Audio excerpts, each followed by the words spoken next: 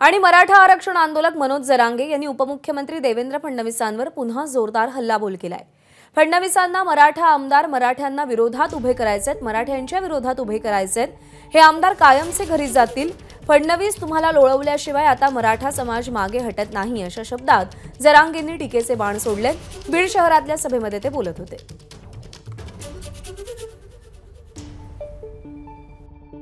तुम्ही काहीही केलं, फडणवीस साहेब, मराठा तुम्हाला हटत नसतो।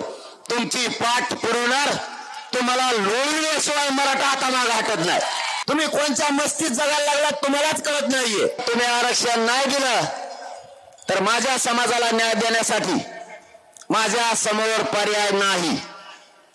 आम्हाला सत्ता काबीज करावी लागणार आहे आणि आम्ही मराठे हटणार नाही म्हणजे नाही। मराठ्यांचेच आमदार मराठ्यांच्याच विरोधात उभा केलेत।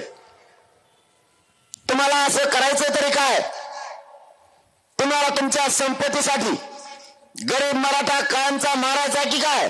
तुम्ही आज ज्या संपत्त्या घेतल्यात तर तुमच्या संपत्त्या तर जाणार, पण तुम्ही सुद्धा कायमच्या घरी जाणार। एबीपी माझा, उघडा डोळे बघा नीट।